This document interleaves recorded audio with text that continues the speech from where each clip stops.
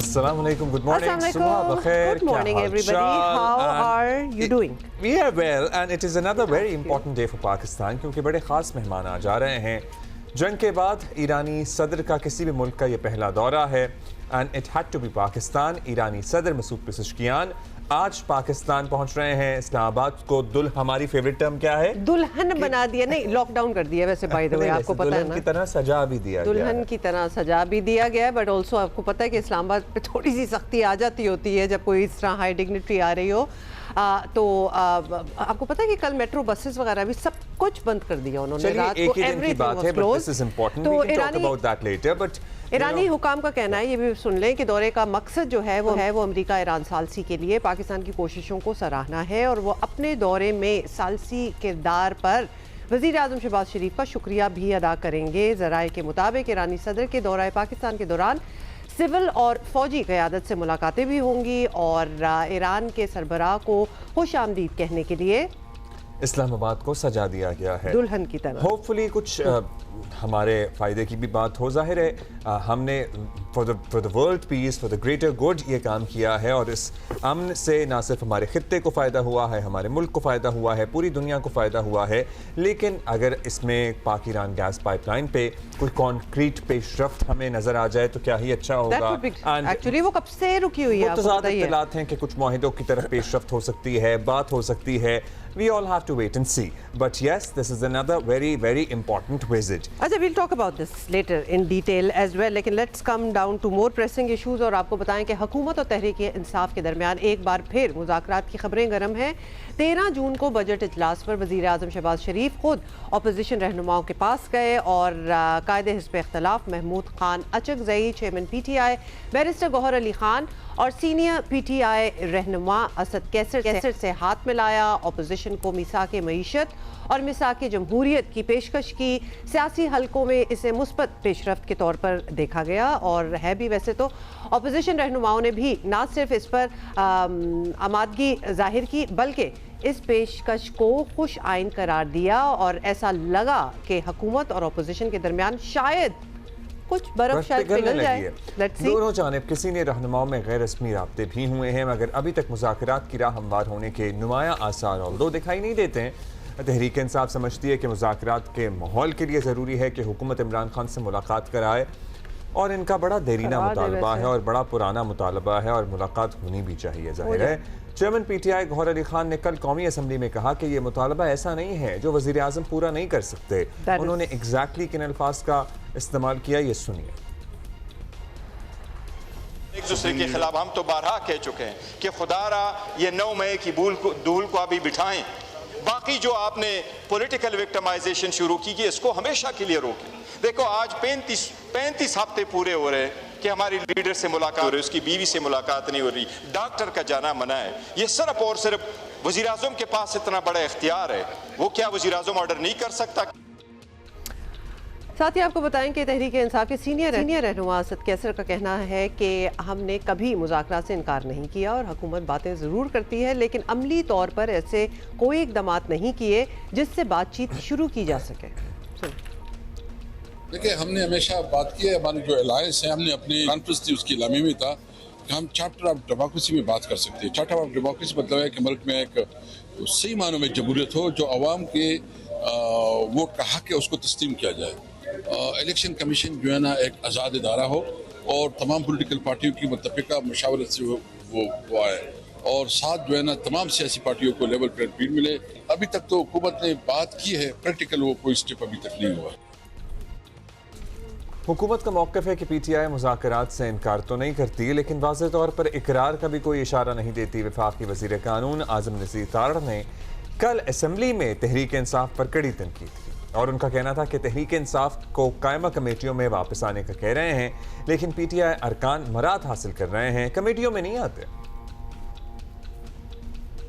कानून की हुक्मरानी ये भी कहती है कि आप अगर पार्लियामान का हिस्सा हैं, कमेटीज़ के अरकान हैं, कमेटीज़ के चेयरमैन हैं, आप गाड़ियाँ आपके दफातर आपके पास मौजूद हैं, लेकिन नाराज़ हो के बैठ जाना और कहना कि जी नहीं मुराद तो रखूँगा, शामिल नहीं होऊंगा, सर ये रूल ऑफ लॉ नहीं है प्लीज़। बज़ाते ख़ुद 6 दफ़ा कम अज़ कम गौर साहब की सीट पे गया हूँ, और अली ज़फ़र साहब को मैंने कहा कि जब रूल ऑफ लॉ की बात करते हैं, अदालती निज़ाम को बेहतर बनाने की बात करते हैं, तो आपने जो आईनी तरमीम की उनके ज़रिए पार्लियामान के रोल को और ज़्यादा इफेक्टिव करने के लिए जुडिशल कमीशन ऑफ पाकिस्तान में अपोजिशन के 2 मेंबरान को वहाँ पे नुमाइंदगी दी गई। वो मीटिंग तो चेयर करते हैं चीफ जस्टिस ऑफ पाकिस्तान, उनका सियासत से क्या ताल्लुक है, वो तो एक आईनी जिम्मेदारी है। लेकिन अनफॉर्चुनेटली मेरे भाई, मेरे कुलीग्स वहाँ पे नहीं गए।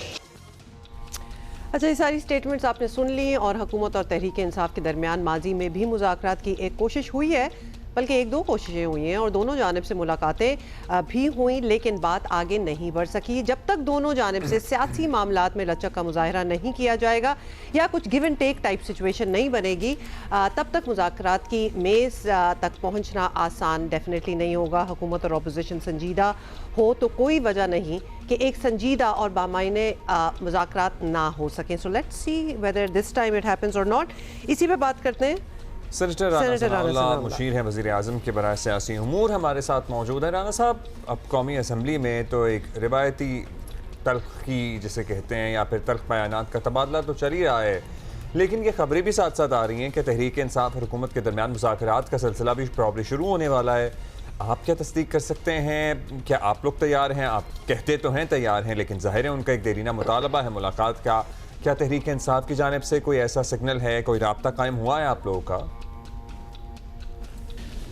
देखें, ये 3 रोज़ कबल वज़ीर आज़म पाकिस्तान मियां शहबाज शरीफ साहब ने अपोजिशन को जो है वो 4थी मरतबा जो है वो ये दावत दी है कि हमें मुल्की मसाइल के ऊपर, वो इकॉनमी से मुतल्लिक़ हों, वो पॉलिटिकल इश्यूज़ हों, वो लॉ एंड ऑर्डर की सूरत हाल हो, तो उसके ऊपर अपोजिशन और हिस्ब इक़्तिदार को बैठ के डायलॉग करना चाहिए और इसके ऊपर जो है वो एक बाहमी मुशावरत से जो है वो आगे बढ़ना चाहिए। जमहूरियत की बुनियाद भी यही है।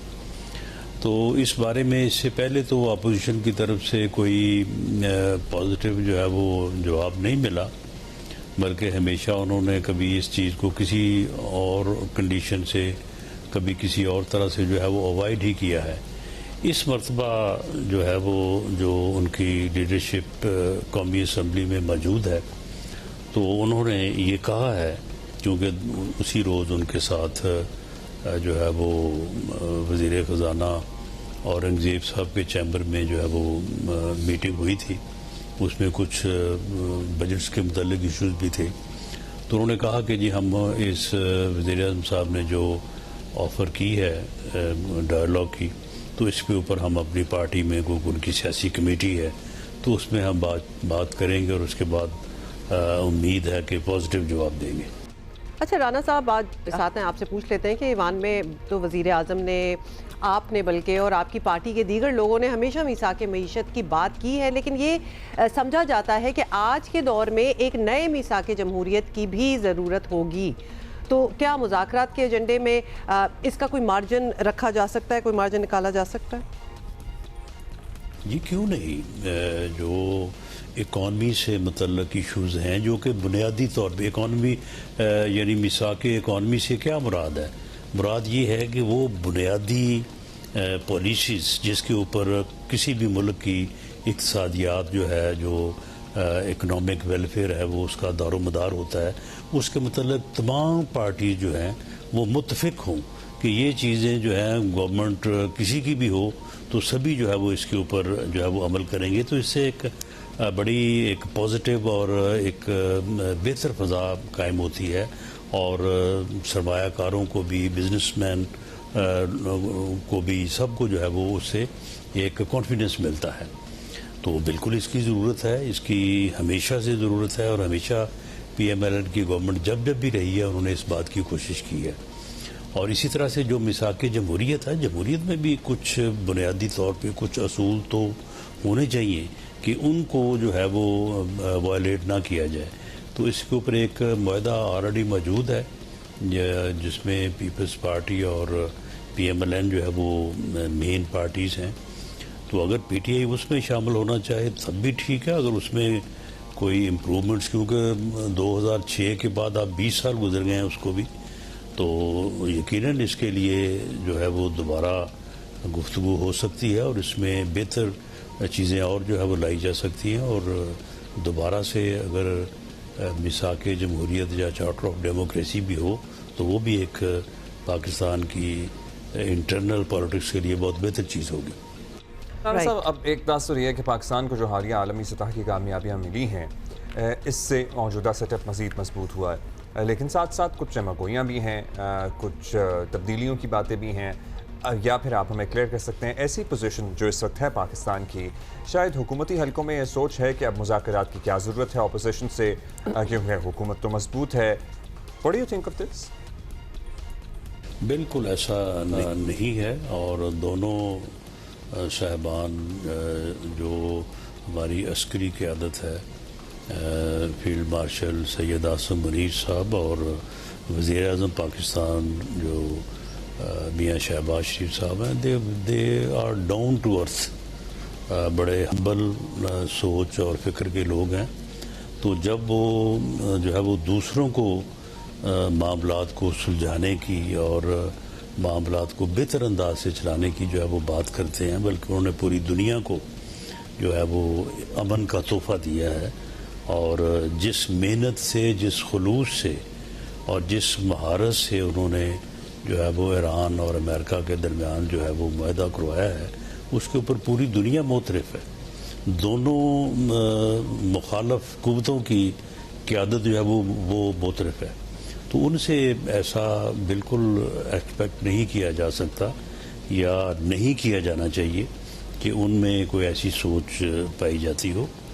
अगर मुल्क के अंदर भी जो भी कुव्वतें मौजूद हैं पॉलिटिकली, अगर वो बाहम बैठ के मामलात को टेबल पे जो है वो सुलझाने की भी और बेहतर अंदाज से आगे बढ़ाने की भी कोशिश करें तो उनकी तरफ से तो वेलकम होगा।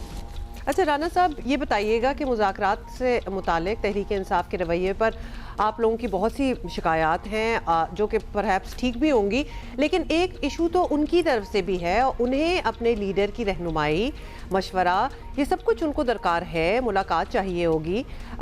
क्या हुकूमत इतनी लचक दिखाएगी कि उनकी मुलाकात होने दे? बड़ा लंबा हो गया क्योंकि काफ़ी अरसा अब हो गया। देखिए, इस पे लचक दिखाने या ना दिखाने की बात बाद में है। पहले तो ये है कि जो भी सहूलत जो आपको मिलती है या आपको राइट मिलता है तो वो सब्जेक्ट टू लॉ होता है। कोई भी दुनिया में ऐसा हक किसी को हासिल नहीं है जिसके बदले कोई रिस्पॉन्सिबिलिटी ना हो। आपको एक ज़िम्मेदार रवैया अपनाना होता है और उसकी वजह से आपको कुछ हकूक़ जो है वो हासिल होते हैं। मुलाकात करने का बिल्कुल हक हासिल है। जो भी आदमी जो है वो अदालत से जो है वो सज़ा की सूरत में जो है वो जेल में बंद हो, लेकिन उस मुलाकात में कुछ ज़िम्मेदारियां भी हैं। अगर आप उस मुलाकात को जो है वो मुल्क में अदम इस्तेहकाम के लिए, दूसरों के ऊपर जो है वो गंद उछालने के लिए, दूसरों की जो है वो इंसल्ट के लिए, या उन एरियाज़ में जो है वो मुदाखलत करने या उन एरियाज़ में के ऊपर बात करने की कोशिश करें जिसको सरीहन जो है वो इन चीज़ों में जो है वो बंद किया गया हो, मना किया गया हो कि आप इन मुलाकातों में या इस सूरत हाल में आप ये नहीं कर सकते। और अगर कोई करे और बार बार करे और मुल्क की सालमियत को, मुल्क के दिफा को, दिफाई अदारों को जो है वो नुकसान पहुँचाए, हर्जा सराई करे और फिर उस मामले को जो है वो पूरी दुनिया में एक प्रोपेगंडे की बुनियाद बनाए, तो फिर ऐसी सूरत में जो है वो कानून फिर इन चीज़ों की इजाज़त नहीं देता। ये एक अलहदा से मसला है। PTI की क़यादत को अच्छी तरह से मालूम है कि ये मुलाकातें क्यों बंद हुई हैं, वो क्या करते रहे हैं, किस किस चीज़ से उनको मना किया जाता रहा और कब कब जो है वो उन्होंने मना करने के बावजूद जो है उन्हीं चीज़ों को दोहराया। तो ये एक अलहदा मामला है, इसमें मुज़ाकरात का कोई तल्लुक़ नहीं है।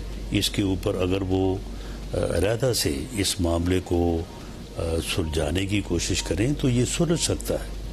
इसकी जो ख़राब होने की ज़िम्मेदारी है ये उन पर भी जो है वो लागू होती है। और इसी तरह से जो उनके इलाज का इशू है, अब उनका इलाज जो है वो शायद वो अगर खुद भी करते तो इससे बेहतर ना कर सकते। बेहतरीन अंदाज से जो मैसर है मुल्क में उस अंदाज से और बेहतरीन डॉक्टर से उनका इलाज करवाया जा रहा है। और जो उनकी फैमिली के मौजूद होने की बात है, तो इस बारे में जब भी उनको कहा गया कि आप जो है वो मौजूद हों या आप तशरीफ़ लाएं, उनकी पार्टी के अहदेदारों को भी, तो ये बयान जो मर्जी देते रहें या मीडिया में जो मर्जी कहते रहें, तो उनकी तरफ से भी जो है वो इसके ऊपर इनकार होता रहा है। इस मरतबा भी जो मेरी इंफॉर्मेशन है कि उनसे कहा गया, लेकिन उन्होंने वहाँ पे पहुँचने से इनकार किया। शुक्रिया आपका। बहुत शुक्रिया for your time. Time. Senator Rana Sanaullah हमारे साथ थे। ओके, अब जरा आपको थोड़ा सा Let's talk round about Messi. Yes, all the records are being made at History being FIFA. Argentina ने ऑस्ट्रिया को वर्ल्ड कप के मैच में 2-0 से शिकस्त दे दी। डेलस में कल मैच हुआ है, क्या माहौल था। Not that we were there, हम तो टीवी पे ही देख रहे होते हैं। तो डेलस स्टेडियम में खेले गए मैच में दोनों गोल मेसी ने स्कोर किए और फतेह ने दिफाई चैंपियन टीम को राउंड ऑफ 32 में भी पहुंचा दिया। और इस मैच में मेसी ने जर्मनी के क्लोजे का वर्ल्ड कप में मजमूई तौर पर जो 16 गोल करने का रिकॉर्ड था ना, वो भी तोड़ दिया। ये लो जी, हो गया। ग्रुप आई के मैच में फ्रांस ने इराक को 3-0 से शिकस्त देकर नॉकआउट मरहले में जगह बना ली है। स्टार स्ट्राइकर एम्बापे ने 2 गोल स्कोर किए हैं। ये वर्ल्ड कप में उनका मजमूई तौर पर 16वां गोल था। एम्बापे जर्मनी के क्लोजे के बराबर आ गए हैं। और ग्रुप आई के एक और मैच में नॉर्वे ने सेनेगाल को 2 के मुकाबले में 3 गोल से हराया है। अच्छा, तो यानी अब आपकी सारी बात से हमें ये समझ आई कि मेसी और मबापे जो है, एम्बापे नहीं, मुझे वो एम को कहने का दिल चाहता है। मेसी ने तारीख बनाई है, 17 तारीख बनाई है, लेकिन काफ़ी नज़दीक आ गया ना। He is like right at his heels, क्योंकि अभी तो मैं काफ़ी पड़ा हुआ है। एम्बापे ज़ाहिर है यंगर हैं, उनके मैचेस भी कम हैं, लेकिन यस, पर इट वॉज एटलीस्ट जो सोने से पहले थोड़ा सा जो मैंने देख लिया था ना, ये अर्जेंटीना ऑस्ट्रिया वाला मैच, जिसमें एक पेनल्टी शुरू की मेसी ने मिस कर दी थी, तो उसमें ज़रा तनकीद भी हो रही थी, कमेंट्री भी हो रही थी, and then in the same match this is what happened, he made history.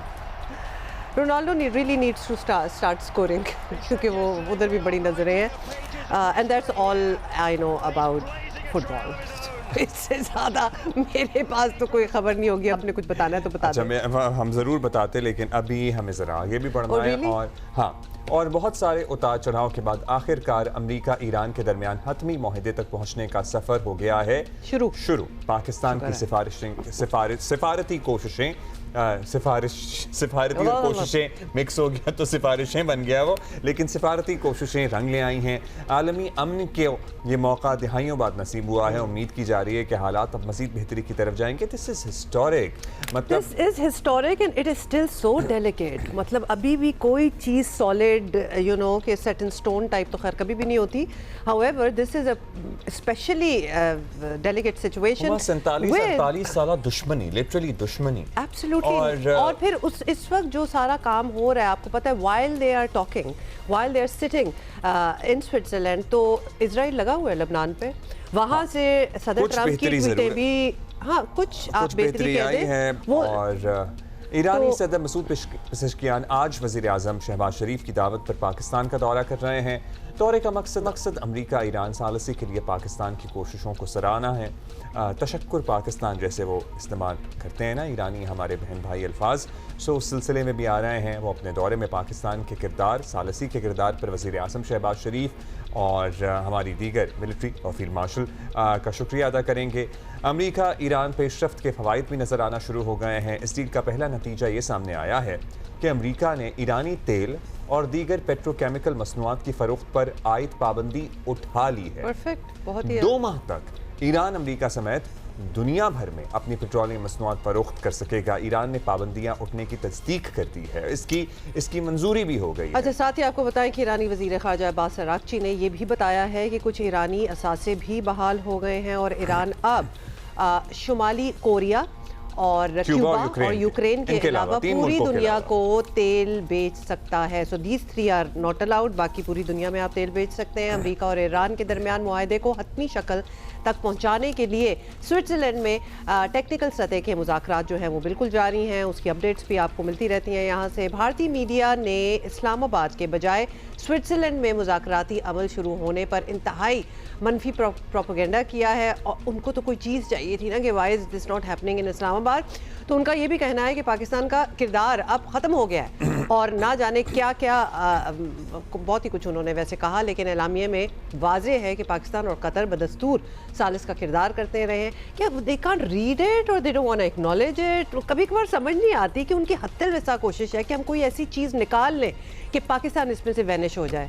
नाम ही उस चीज़ का इस्लामाबाद MOU है, मतलब ईरानी बात सदर का आज दौरा पाकिस्तान बता रहा है कि ईरानी क़यादत पाकिस्तान के किरदार की दिल से मुतरफ है। ईरानी मीडिया के मुताबिक स्विट्ज़रलैंड में तकनीकी मुज़ाकरात में ईरानी वफ़द की क़यादत नायब सदर वज़ीर ख़ारजा काज़िम गरीब आबादी कर रहे हैं, जबकि पाकिस्तान और कतर भी तकनीकी मुज़ाकरात का हिस्सा हैं।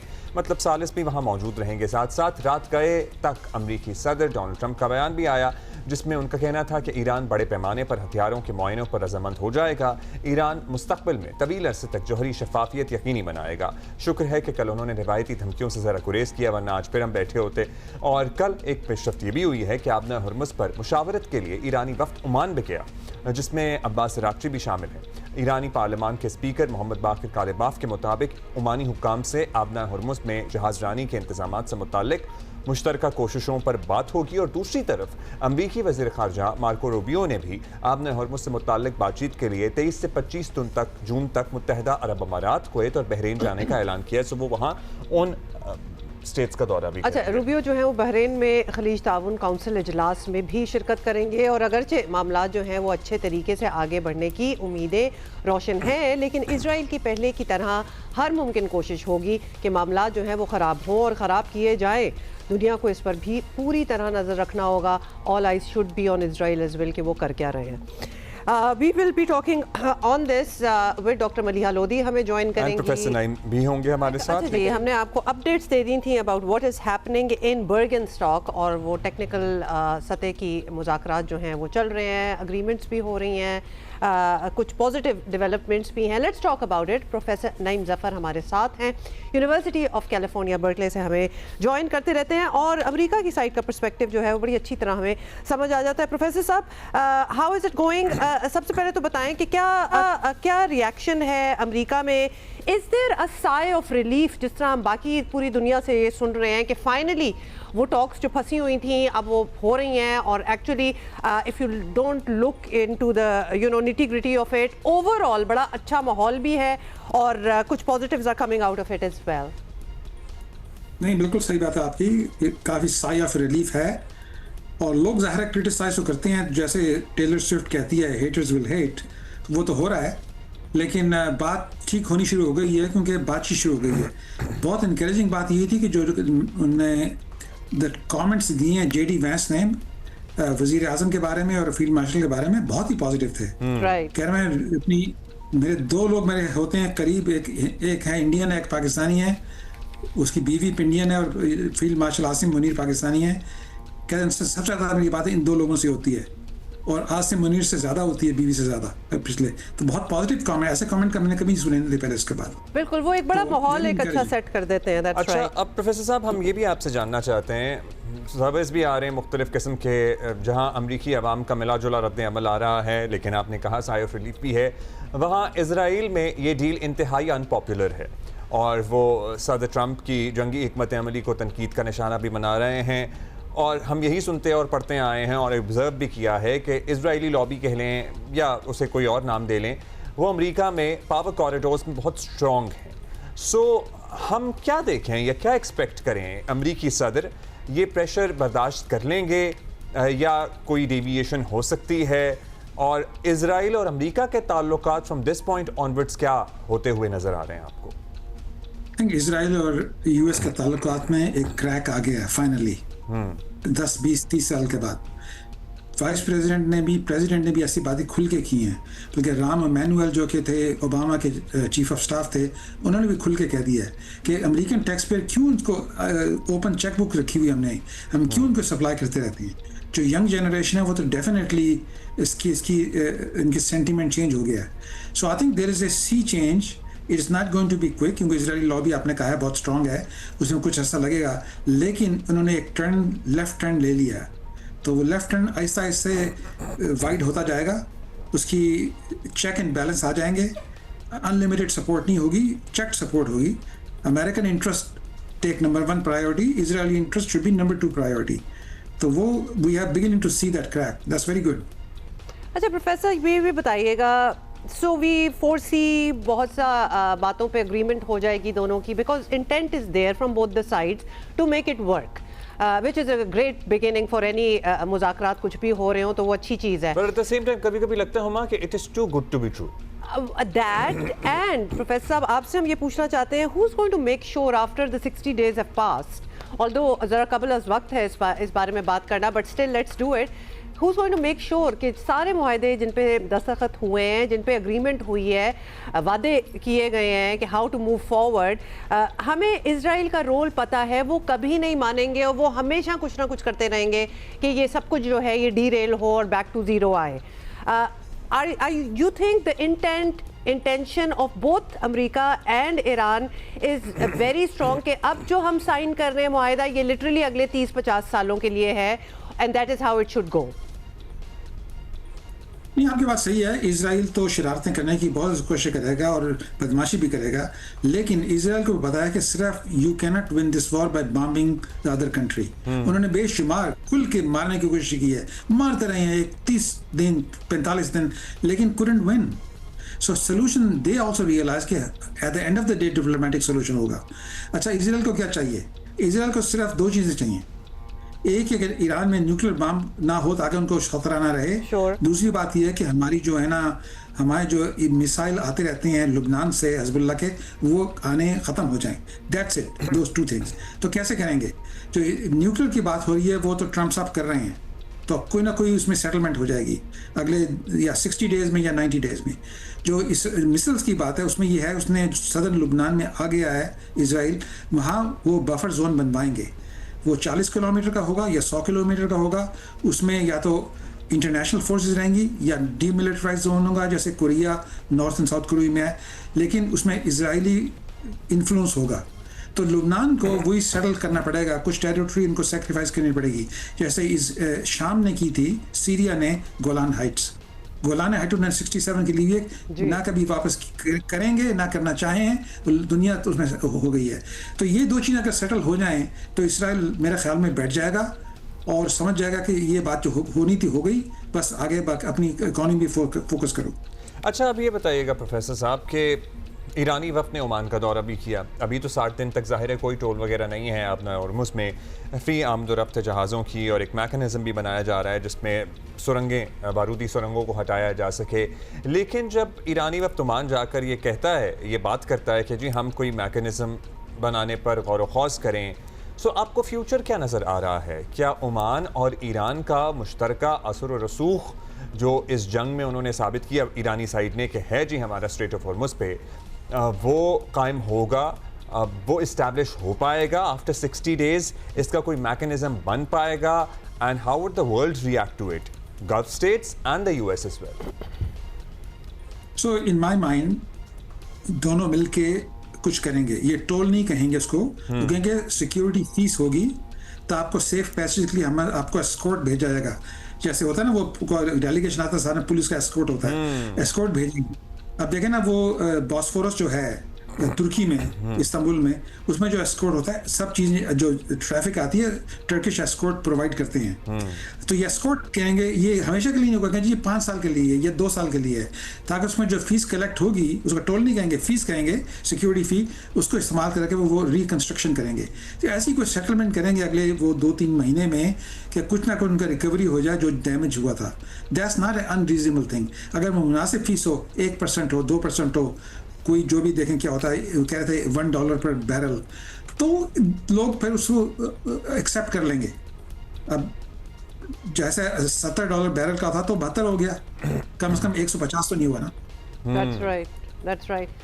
प्रोफेसर, ये अब at the heart of this deal जो है ईरान यूएस की, उसमें $300 बिलियन का एक फंड है to rebuild and develop Iran, जिसका बहुत जिक्र हो रहा है। उसकी नुकात जो है अभी डिटेल्स उसकी भी सामने आएंगी, उस पर भी बातचीत होगी, बट इन प्रिंसिपल वो एक है। We just want a bit of a comparison from you कि गज़ा, फ़लस्तीन, इजराइल, वो जो जंग चल रही थी वेल वन साइडेड थी, इजराइल ही सब कुछ कर रहा था, उसके बाद उसको भी सीज़ फायर कराया गया, well that seize fire is very questionable.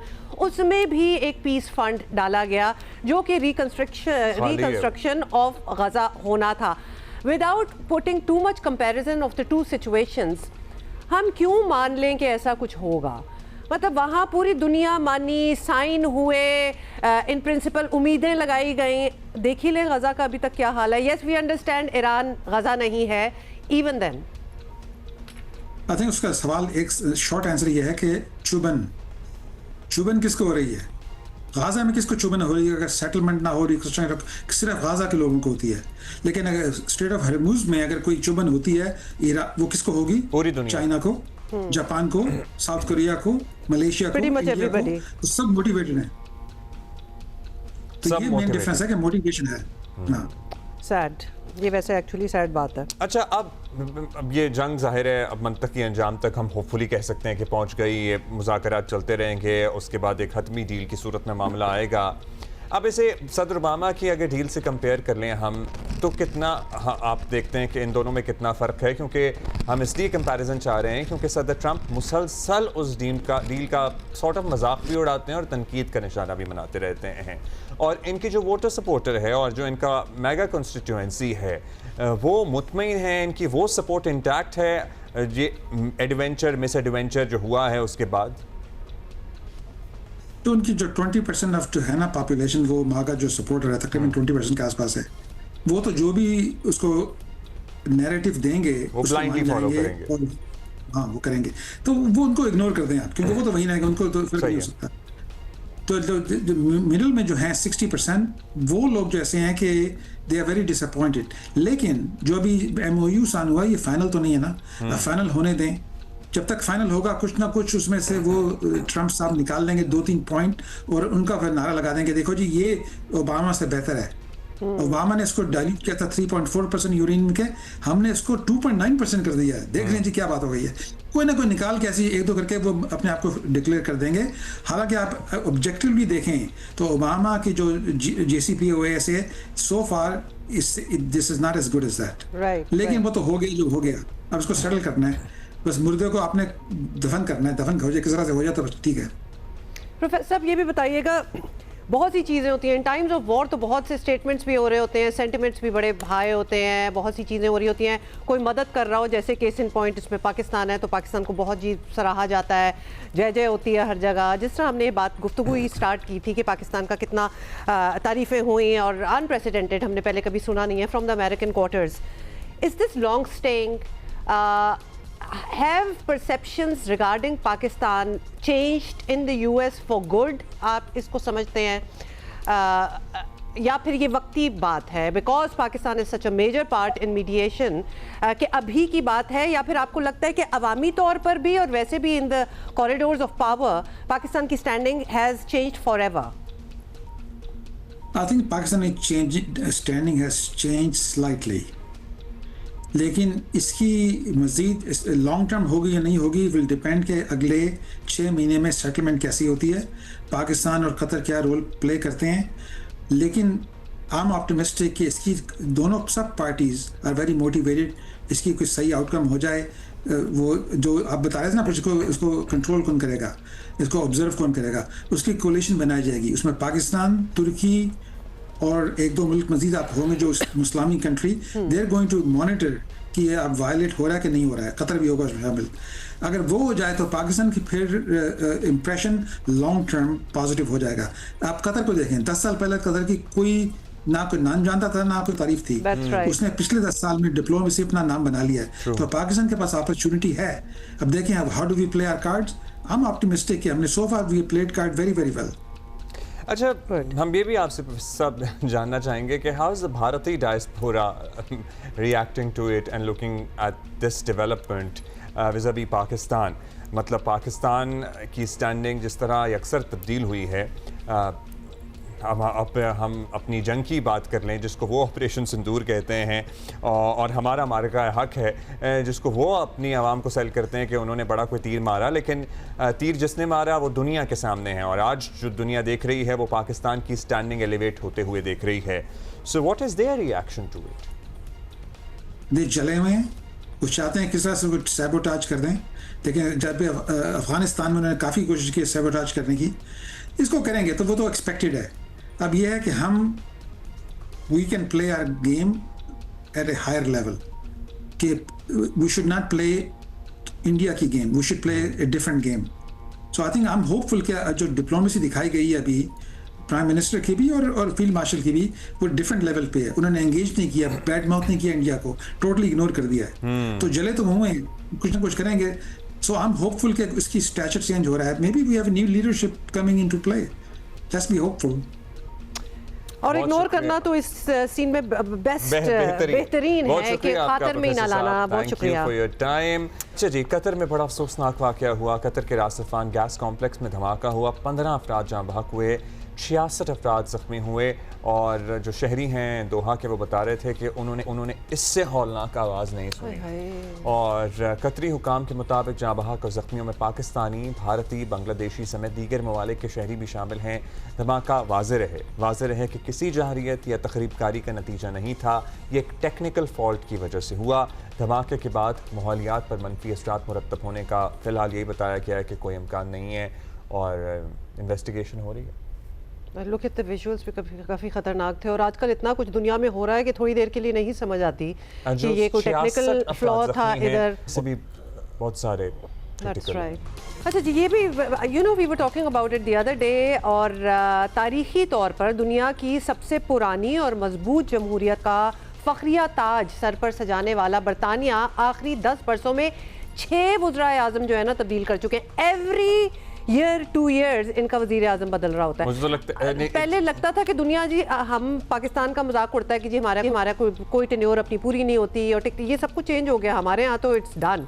इनके पता नहीं क्या चल रहा है। I was listening to one of the opposition, रहनुमा, and he was saying in last 7 years, और उन्होंने कहा जी कोलैप्स हो गया हमारा सिस्टम पूरा का पूरा, और जनरल इलेक्शंस का मुतालबा किया जा रहा है। मैं सच बताऊं, मुखालिफ पार्टियों की तरफ से जो प्रेजेंट प्राइम मिनिस्टर होता है ना, तो अभी तो हम उनका नाम ही सीख रहे होते हैं, याद कर रहे होते हैं कि ये कहाँ है, और वो हट भी जाते हैं आगे से। तो अभी भी यही हुआ है। वज़ीर आज़म की कुर्सी लिटरली हॉट सीट बनी, म्यूजिकल चेयर्स चल रहा है जिस पर किसी एक के लिए टिक कर बैठना मुश्किल से मुश्किल तर होता जा रहा है। वज़ीर आज़म सकीर स्टामर ने भी ओहदे से इस्तीफ़ा दे दिया, ऐलान कर दिया। उन्होंने कहा जी मैं तो अपने बच्चों के साथ वक्त गुजारूंगा। मैं he was very emotional, you know, he was teary-eyed about it. And 2024 में उन्होंने बरतानवी तारीख की सबसे बड़ी इंतखाबी फतूहात में से एक हासिल की थी, जहां उन्होंने कंजर्वेटिव्स को इतने बरसों बाद शिकस्त दी थी। लेबर पार्टी का वज़ीर आज़म आया था फाइनली, लेकिन 2 साल भी नहीं गुजरे कि कियर स्टारमर को उनकी अपनी ही जमात ने इक़्तिदार से निकाल बाहर किया, और उनकी मकबूलियत तेज़ी से गिरने लगी। और मई में इंग्लैंड, स्कॉटलैंड और वेल्स में ख़राब इंतखाबी नताइज के बाद उन पर मुस्ताफ़ी होने के लिए दबाव पड़ गया, और आखिरकार कल वज़ीर आज़म से कियर स्टारमर ने क़यादत छोड़ने का ऐलान किया। सुने। अच्छा जी, इस बारे में हमने मुर्तज़ा अली शाह जियो न्यूज़ के ब्यूरो चीफ हैं लंदन के, उनसे ज़रा बात कर ली थी टाइम डिफरेंस की वजह से, लेकिन जब हमने उनसे पूछा कि सर कियर स्टारमर भी इक़्तिदार छोड़कर जा रहे हैं, उनके इस्तीफ़े का बैकग्राउंड ज़रा हमें समझाएं, क्या बड़ी वजूहात बनी, तो उन्होंने हमें ये बताया। देखिए जी, बरतानिया में जो पिछले 10 से 11 साल में 7 प्राइम मिनिस्टर तब्दील हुए हैं, और चाहे वो पहले कंजर्वेटिव पार्टी के थे, टोरी पार्टी के थे, और अब लेबर पार्टी की तरफ से ये हो रहा है। और उसमें सबसे ज़्यादा जो प्राइम मिनिस्टर चेंज हुए हैं वो जो कंजर्वेटिव पार्टी थी, जिन्होंने कंजर्वेटिव जो टर्म्स ली थी। ये सारा क्राइसिस शुरू होता है 2016 जब ब्रेक्सिट का जो यहाँ पर बरतानिया में शोर पड़ा और यूरोपियन यूनियन से बरतानिया निकला। उसके बाद से जो 2016 से और उसके बाद बरतानिया ने ये यूरोपियन यूनियन से एग्ज़िट किया। उस वक्त वादा ये था कि एक शायद यूरोपियन यूनियन से निकलने के बाद बरतानिया में हालात बहुत अच्छे हो जाएंगे, और ये कि शायद यूरोपियंस और दीगर इमिग्रेंट्स आकर बरतानिया की जॉब्स और मैशत को वो ख़राब कर रहे हैं। लेकिन लग ये रहा है कि उस फैसले से जो बरतानिया की मैशत है उसको बहुत नुकसान पहुँचा। लेकिन जहाँ की जो हुकूमत थी उसको वो एक्सेप्ट इसलिए करना था कि वो एक पॉपुलिस्ट जो रेफरेंडम हुआ जिसमें अवाम ने वोट दिया और उन्होंने कहा कि हम यूरोपियन यूनियन का हिस्सा नहीं रहना चाहते, उसके कॉन्सिक्वेंसेस तो इस मुल्क के लिए बहुत ज़्यादा हैं। और जितने भी प्राइम मिनिस्टर चेंज हुए वो सारे के सारे बरतानिया में जो इकॉनमी है उससे रिलेटेड जो क्राइसिस है ये उसका शिकार हो रहे हैं कि बरतानिया की एक बहुत स्ट्रॉन्ग मईशत होती थी, लेकिन 2016 के बाद यहाँ पे जो माशी हालात हैं वो उस तरह के नहीं रहे जैसे पहले थे। इस अरसे में यहाँ बहुत सारे लोग मिडिल ईस्ट और दीगर ममालिक में इन्वेस्टमेंट के लिए गए, यहाँ पर बहुत सारी जो वादा करके आए मुख्तलिफ प्राइम मिनिस्टर कि हम वो टर्न अराउंड करेंगे इकॉनमी, यहाँ पर जो इन्वेस्टमेंट लाएंगे, उन सारे वादों में नाकाम रहे। सो बुनियादी यहाँ पर जो मसला है वो इकॉनमी से रिलेटेड, और इस वक्त भी आप देखते हैं कि पिछले अरसे में यहाँ पर बड़े बड़े जो इमिग्रेंट्स के ख़िलाफ़ मुजाहरे हो रहे हैं, जो नारे लग रहे हैं इमिग्रेशन के ख़िलाफ़, मुसलमानों के ख़िलाफ़ तशद्दुद हुआ है, यहूदियों के ऊपर अटैक्स के बहुत सारे वाक़यात सामने हुए, लेकिन ख़ास तौर पर जो एंटी मुस्लिम जो हेट है वो बढ़ी है। वो सारे ज़ाहिर करते हैं कि जो सोशल मीडिया में इलॉन मस्क और जो राइट विंग के लोग हैं उनका बहुत बड़ा कंट्रीब्यूशन है। तो इस वक्त जहाँ पर एक जो इकनॉमिक क्राइसिस भी है उसके साथ साथ एक सोसाइटी का क्राइसिस भी है और पॉलिटिकल क्राइसिस भी है जो सारे एक साथ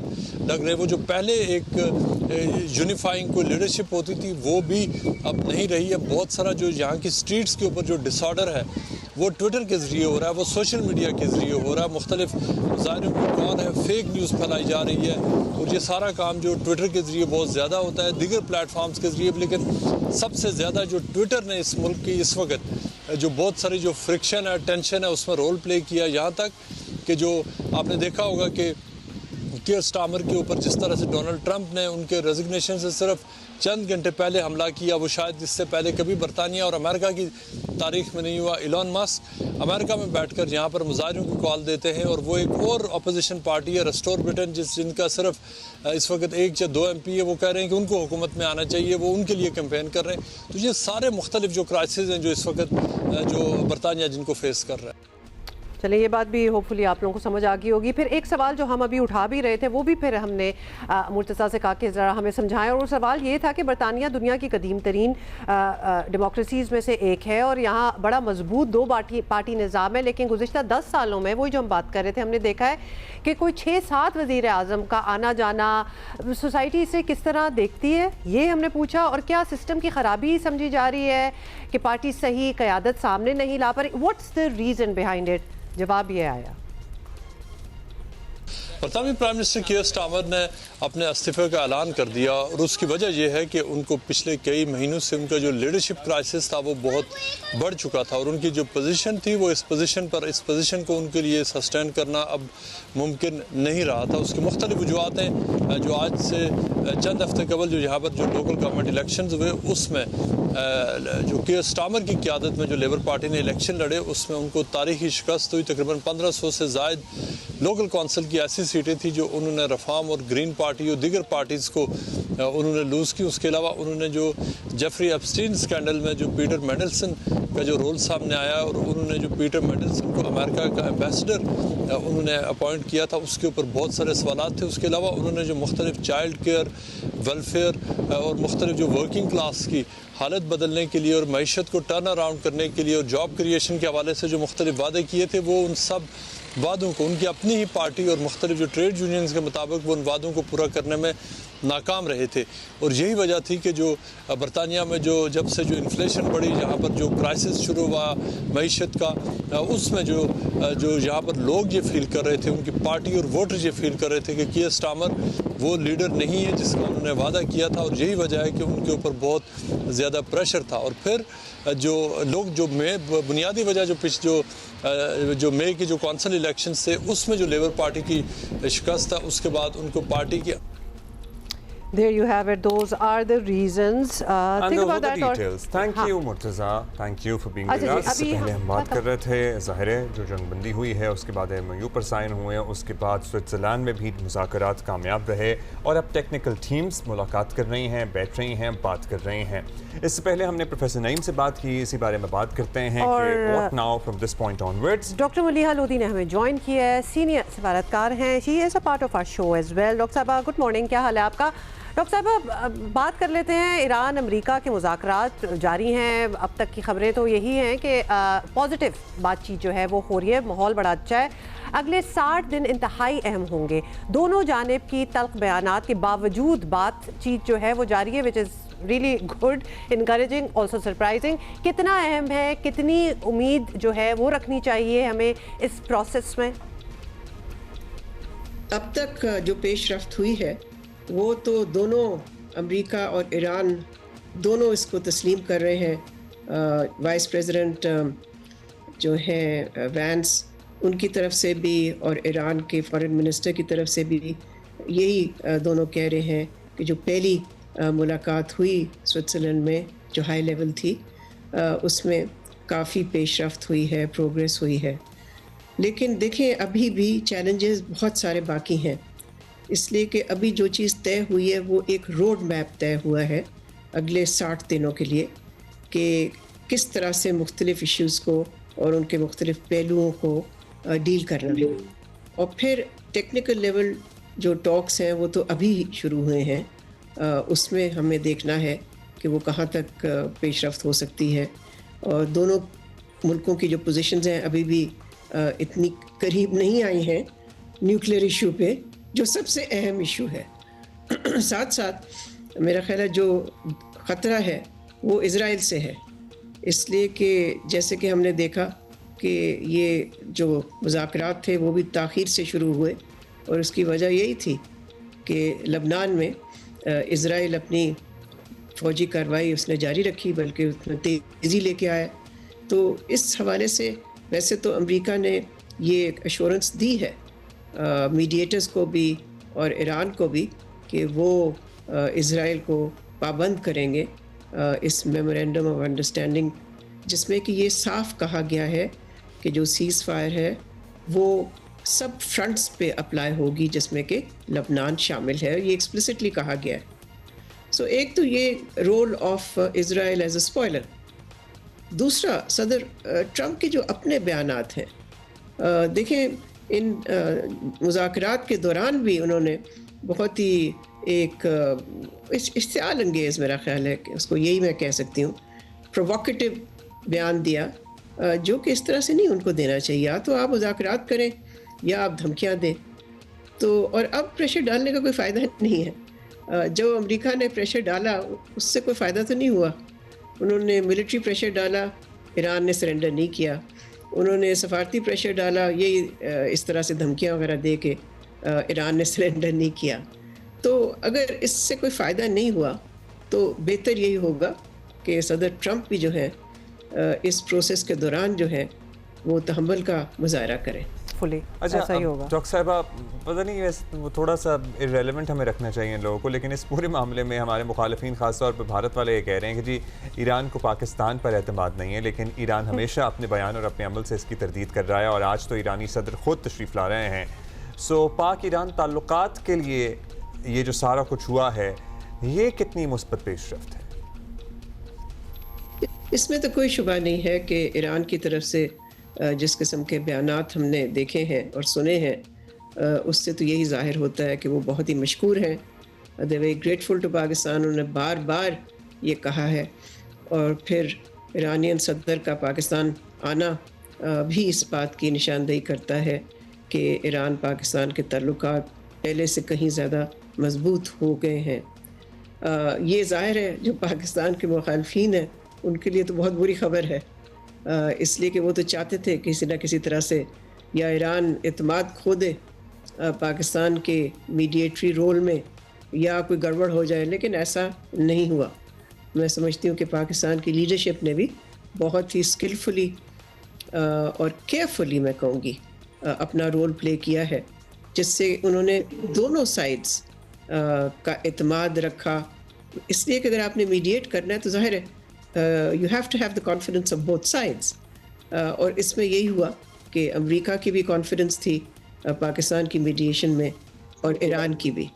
तो ईरान पाकिस्तान ताल्लुकात, मैं समझती हूँ कि जब ये सारा मामला होपफुली ख़त्म हो जाएगा, कंक्लूड हो जाएगा, और एक परमानेंट पीस अगर आ जाए हमारे खित्ते में, तो इसके बाद मैं समझती हूँ कि एक नया बाब शुरू हो सकता है पाकिस्तान और ईरान के ताल्लुकात के दरमियान।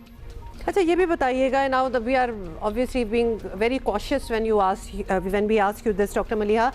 ईरान के साथ हमारे ताल्लुकात में बेहतरी तो है ही और इस पर हम बात भी कर रहे हैं, लेकिन ये भी हम देख रहे हैं कि अमेरिका के साथ भी एक अच्छी पार्टनरशिप जो है वो बनती जा रही है। एटलीस्ट पिछले हमने 1-2 महीनों में, जब से ये साल शुरू हुआ है, हम देख रहे हैं। क्या वक्त आ गया है कि ट्रंप को मसला कश्मीर हल कराने का जो वादा उन्होंने पिछले साल किया था वो याद दिलाया जाए, या फिर this is not the time? मेरा ख्याल इस तरह के अनरियलिस्टिक एक्सपेक्टेशंस नहीं होने चाहिए। सदर ट्रंप तो वही करते हैं जो वो समझते हैं कि उनके मुफाद में है। वो किसी और के मुफाद को नहीं देखते, ना ही उनको किसी कोई दिलचस्पी है। तो इस तरह की मैं समझती हूँ कि हमें इस तरह के तवक्कुआत नहीं रखने चाहिए। ये जो मामला है, हाँ ये ज़रूर है कि हमें इस पे फोकस रहना चाहिए। मकबूजा कश्मीर के जो हालात हैं और दुनिया को हमें आगाह रखना चाहिए वहाँ पर जो भी कुछ हो रहा है, और आपको मालूम है वो क्या हो रहा है। लेकिन ये तवक्को रखना कि जी इससे अव्वल तो ये कि कोई बहुत ज़बरदस्त पार्टनरशिप बन गई अमेरिका के साथ, मेरा ख्याल है वो भी कबल उस वक्त है। हाँ, ताल्लुकात पहले से तो कहीं ज़्यादा बेहतर हैं, इसमें तो कोई शुबा नहीं। अब वो कितने क्या ये एक आर्जी फेज़ है या ये एक मुस्तकिल है, मेरा ख्याल है ये तो वक्त ही बताएगा। अभी ये हमें कंक्लूड कर लेना कि जी ताल्लुकात इतने मजबूत हो गए कि जो पाकिस्तान कहेगा अमेरिका उस पर हाँ कर देगा, ये मैं नहीं समझती कि ये मुनासिब है। इस तरह से हमें सोचना भी नहीं चाहिए। बिल्कुल सही कह रही हैं आप doctor Maliha Lodhi, thank you. ये एक्चुअली एक बड़ी कंस्ट्रक्टिव पॉजिटिव पार्टनरशिप में तब्दील हो जाए, ये आर्जी फेज ना हो। हाँ, लेट्स सी आगे क्या होता है। डॉक्टर साहिबा, अच्छा जी, अब वो खबर है जी, it has come a little late after we have paid our duties on our phones and stuff. हाँ, लेकिन एक थोड़ी कंफ्यूजन है, भाम है, उसको भी दूर करते हैं। पूछ रहे हैं लोग हमसे भी, इंपोर्टेड मोबाइल फोन्स पर रेगुलेटरी ड्यूटी में कमी की इत्तलात आ रही हैं। चेयरमैन FBR राशिद महमूद लंगड़ियाल ने कौमी असम्बली कायमा कमेटी बराए खजाना को यकीन दहानी कराई है कि दरामदी मोबाइल फोन्स पर आयद 20% रेगुलेटरी ड्यूटी में कमी की जाएगी। उधर रुकने कौमी असम्बली कासिम गिलानी जो इस इशू के पीछे PTA टैक्स के पीछे बड़े महीनों से पड़े हुए हैं कि ये ख़त्म होना चाहिए, mobile phones are a necessity, they are not a luxury, कि इंपोर्टेड मोबाइल फोन्स पर आयद रेगुलेटरी ड्यूटी ख़त्म की जा रही है। मगर कायमा कमेटी बराए खजाना और महसूलात के अरकान का मौक़िफ़ कुछ मुख्तलिफ है। उनका ये कहना है कि रेगुलेटरी ड्यूटी में रियायत पर बात ज़रूर हुई है मगर मुकम्मल खात्मे की तजवीज़ नहीं है। अच्छा, अब ये रेगुलेटरी ड्यूटी क्या है, फिर PTA टैक्स क्या है, ये अलग चीज़ें।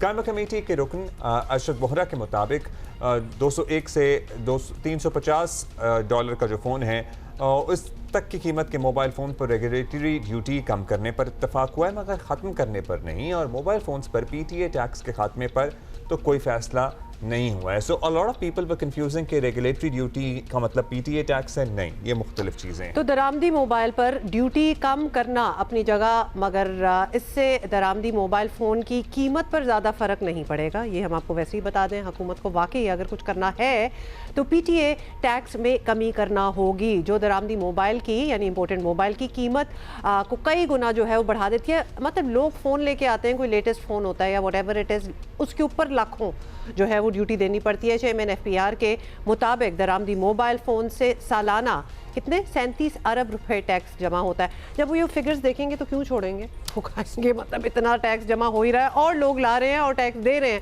देन जस्ट लेट इट इसी बात करते हैं कासिम गिलानी मेंबर कौमी असम्बली जो इस इशू को उठाए हुए हैं। बहुत शुक्रिया आपका कासिम साहब। आपने एक्स पर कौम को एक खबर सुनाई कि इस फ़ोन से रेगुलेटरी ड्यूटी ख़त्म की जा रही है, ज़रा एक्सप्लेन कर सकते हैं इससे क्या मुराद है, ये कितना परसेंटेज था वो जो टैक्सेस हम देते हैं उसका, और इससे कीमतों पर कितना फ़र्क पड़ेगा भी नहीं पड़ेगा? जी बहुत शुक्रिया आपके सवाल का, क्योंकि ये मामला कल फाइनेंस कमेटी में आया और उस पर कोई 1.25 घंटे के करीब बहस भी हुई है। जो रेगुलेटरी ड्यूटी जो कि ऑल इंपोर्ट्स पे चार्ज की जा रही है वो 20% जो है वो डिक्रीज हुई है, जो कि इंपोर्टेड मोबाइल फ़ोन्स के ऊपर भी RD जो है वो लगी हुई थी। उसकी जो 20% डिक्रीज होने के बाद अप्रॉक्सीमेटली 14,000 से लेके 38,000 तक मुख्तलिफ डिवाइसेस के ऊपर ये फ़र्क पड़ेगा। और this is just the regulatory duty कि अब and we'll take you back a little, क्योंकि आपका और आपकी कमेटी का बुनियादी मुतालबा तो इंपोर्टेड फ़ोन से टैक्स ख़त्म करने का था, पीटीए बेसिकली। तो असल फ़र्क तो वहीं पड़ना था और लोगों को भी ऑब्वियसली उसका फ़ायदा होता। तो उसका क्या हुआ और वो मामला कहाँ तक पहुँचा, इफ एट ऑल? आप जानते हैं कि दिसंबर में पिछले साल मैंने ये पीटीए के टैक्स के खिलाफ आवाज़ उठाई और मैं ये मामला जो है फाइनेंस कमेटी में लेके गया। फिर पीटीए ने और एफपीआर ने हमसे मार्च तक का टाइम मांगा to conduct a joint survey, joint study. तो वो जॉइंट स्टडी करके लाए, जिसके बाद फाइनेंस कमेटी ने यूनानिमसली रिकमेंड किया कि हमें मोबाइल फ़ोन्स को लग्जरी आइटम ट्रीट नहीं करना चाहिए, इसको नेसेसिटी में ट्रीट करना चाहिए।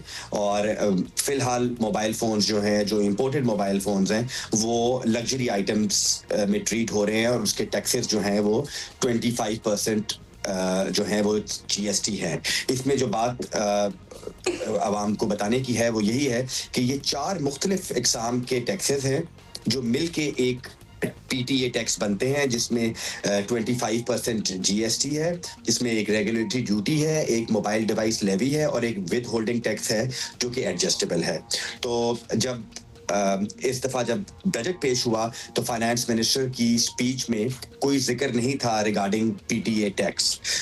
तो जब उनकी स्पीच में कुछ नहीं था और बजट डॉक्यूमेंट्स में भी कुछ नहीं था, तो फिर मैंने इसके खिलाफ एक अमेंडमेंट मूव की फाइनेंस बिल में, जो कि फाइनेंस कमेटी में मूव हुई और उसके बाद ये मामला जो है वो फाइनेंस कमेटी में आया। तो हमारी कोशिश ये थी कि इसको हम लग्जरी आइटम्स से हटाकर एसेंशियल आइटम्स में ट्रीट करवाएं।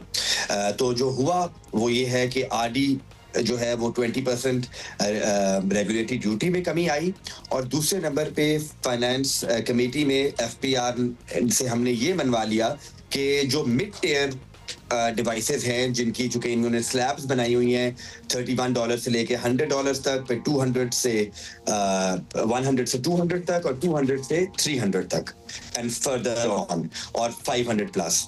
तो जो 200 से $300 के दरमियान जो इंपोर्टेड स्मार्टफोन्स हैं, उस स्लैब में कस्टम ड्यूटी जो है वो एफपीआर ने कम करने की मंजूरी दी फाइनेंस कमेटी ने। तो वो उस पे रेवेन्यू साइड पे जो इम्पैक्ट है वो अप्रोक्सीमेटली 1 बिलियन रुपीस का है, जो कि हमें एफपीआर ने बताया है। और तीसरे नंबर पे क्योंकि हमारा मकसद अवाम को और जो सार्फिन है उनके लिए आसानी पैदा करना थी और उन कोशिश हम ये कर रहे थे कि लोगों को लमसम इतना बड़ा टैक्स ना भरना पड़े, तो उसके लिए हमने एक इनेबलिंग क्लॉज फाइनेंस बिल में डलवाई, जिसके तहत अब पीटीए और एफबीआर एक मैकेनिज्म बनाएंगे फॉर इंस्टॉलमेंट्स, ताकि जो सार्फिन अपना मोबाइल पीटीए के नहीं भर सक रहे पीटीए की वजह से, उनको उनके पास आसानी हो जाए और वो मंथली बेसिस पर जो है अपना टैक्स पीटीए का भरते रहें। और जिस महीने वो पीटीए का टैक्स की जो इंस्टॉलमेंट है वो पे नहीं करेंगे, उस महीने पीटीए उनका मोबाइल ब्लॉक कर देगी। चलिए, तो बिल्कुल भागते चोर की लंगोटी पे ही इक्तफा हो रहा है, फिर भी वो टैक्स तो दे ही रहे होंगे ना, मतलब वो सब कुछ तो ही होगा, लेकिन उसको अंडरस्टैंड एज वेल के इंस्टॉलमेंट से सहूलत मिलती है लोगों को और हो जाएगी, तो है। कुछ थोड़ी बहुत कमी हो जाए तो और भी बेहतर हो जाए। अब पाकिस्तान में बहुत सारे स्मार्टफोन्स बन भी रहे हैं गिलानी साहब, और ये बनाने वाले समझते हैं कि इम्पोर्टेड फ़ोन से अगर टैक्स ख़त्म किया गया तो पाकिस्तान की मकामी इंडस्ट्री कॉम्प्रोमाइज़ होगी। सो इस बात पे भी आपने गौर व खौस किया है? इस लॉजिक में वज़न है? एक तो मैं इस बारे में, चूंकि एफबीआर ने भी हमें बात की है, उन्होंने कहा कि 95% मोबाइल फोन्स पाकिस्तान में मैन्युफैक्चर हो रहे हैं। सबसे पहले तो ये लफ्ज़ ही गलत बयानी है। कोई फ़ोन पाकिस्तान में मैन्युफैक्चर नहीं होता। ये तमाम फ़ोन, जितनी भी छोटी कंपनियां हों या बड़ी कंपनी, वो फ़ोन्स पाकिस्तान में असेंबल कर रहे हैं। वो फ़ोन्स को पहले डिसअसेंबल करके पाकिस्तान में पार्ट्स की सूरत में लेके आते हैं और पाकिस्तान में उन्होंने असेंबली प्लांट बनाए हुए हैं, उनको असेंबल करते हैं ताकि उनको टैक्सेस की छूट मिल सके। और फिर उन्होंने किया ये है कि जो भी इंपोर्टेड मोबाइल फोन्स हैं उनसे सिर्फ नॉमिनल सी प्राइस कम करके वो मोबाइल्स बेच रहे हैं और वो प्रॉफिट बहुत ज्यादा कमा रहे हैं क्योंकि उनको टैक्सेस में छूट है। ये तो एक साइड है। दूसरी साइड इसकी कंपैटिबिलिटी की है। आप जानते हैं कि 5G जो है वो पाकिस्तान में मुतारिफ हुआ है और ये जो पाकिस्तान में फोन्स असेंबल हो रहे हैं they are all 5G incompatible, मतलब कि ये 5G कंपैटिबल नहीं है और इनको 5G कंपैटिबल होने में अभी काफी अरसा लगेगा। हम कोई गन पॉइंट पे तो हुकूमत मैन्युफैक्चरर्स को या असेंबलर्स को नहीं कह सकती कि आप 5G जो है कंपैटिबल फोन्स पाकिस्तान में लेके आए। तो ये एक बहुत मेजर इशू है। दूसरे नंबर पे जो क्वालिटी ऑफ फोन्स हैं, मैं नाम नहीं लेना चाहता उन कंपनीज का, बट जो क्वालिटी ऑफ स्मार्टफोन्स पाकिस्तान में असेंबल हो रहे हैं वो बहुत ही सब स्टैंडर्ड हैं। वो ना तो उसमें कोई रिकॉर्डिंग के काम आते हैं, उसके ऊपर मुख्तलिफ एड्स आ जाते हैं एंड्रॉइड्स के ऊपर जिसमें बहुत से लोगों को शिकायत हैं।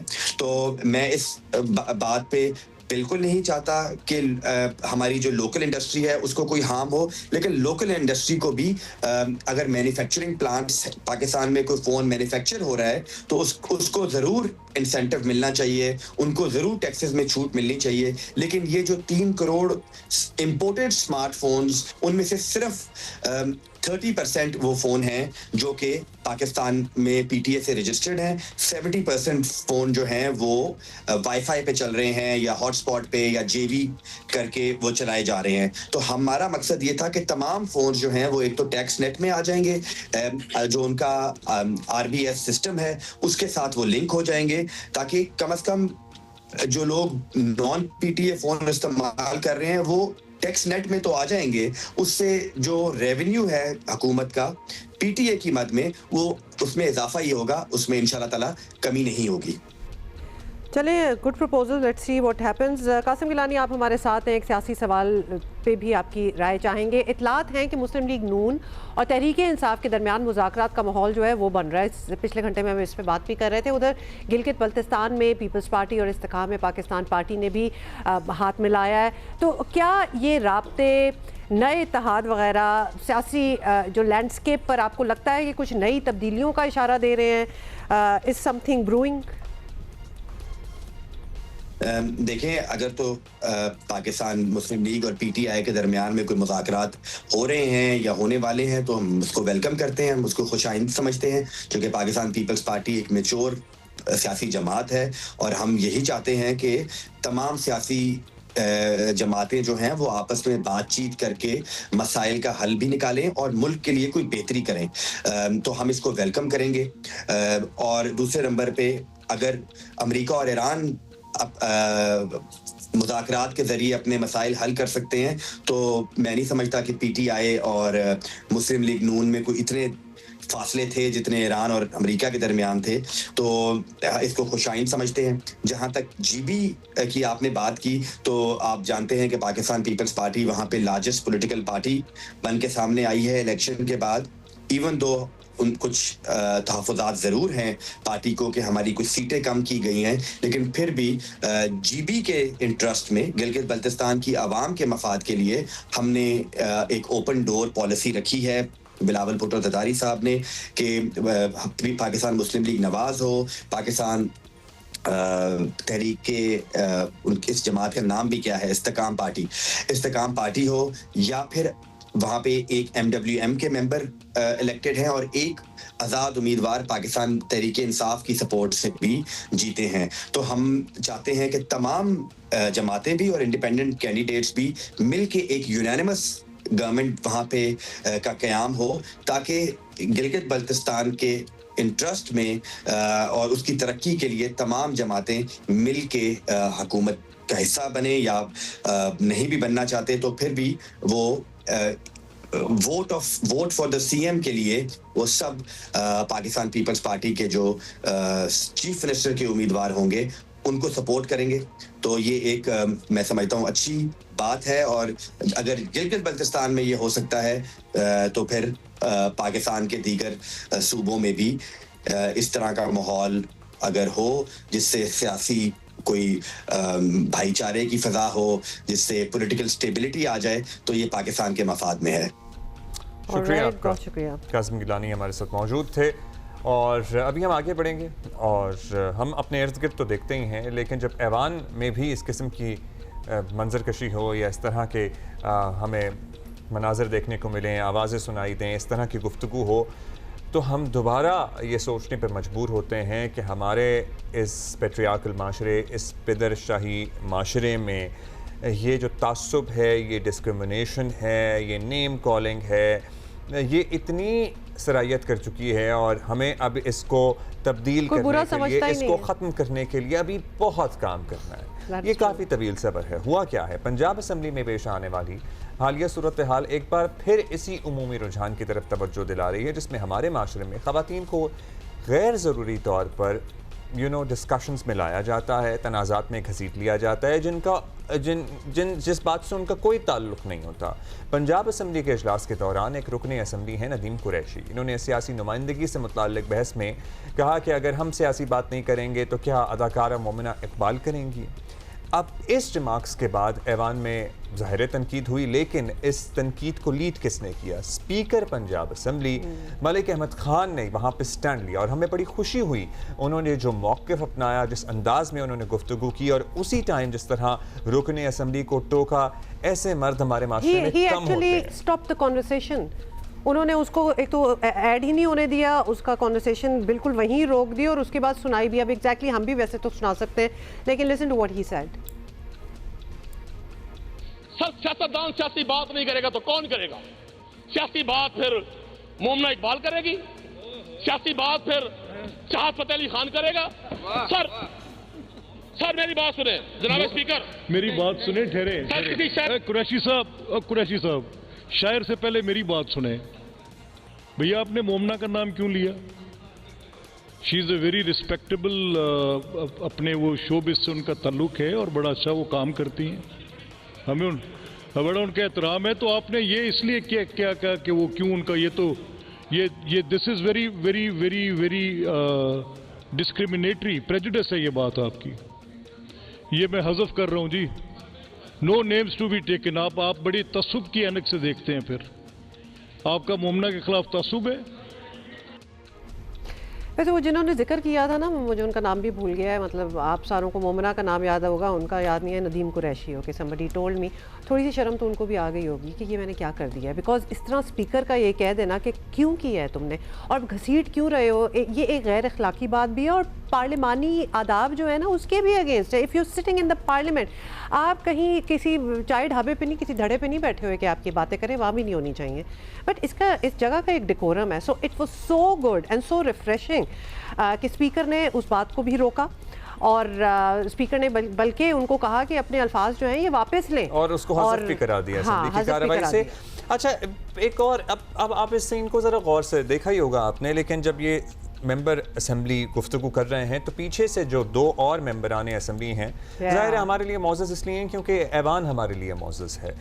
अब उनके एक्सप्रेशन आप नोट कीजिए कैसे चेंज हो। वो सो रहे थे उससे पहले, they were not interested and then पीछे से वाह वाह की आवाज़ें भी आई। मतलब ये हमारे माशरे में ये प्रॉब्लम कितनी बड़ी और मेजर है, ये इसकी शदीद अक्कासी करती है ये सूरत हाल कि हमारे यहाँ ये पेट्रियार्की, हमारे यहाँ ये सोच, हमारे यहाँ ख़वातीन की ये क्यों नाम लिया गया है?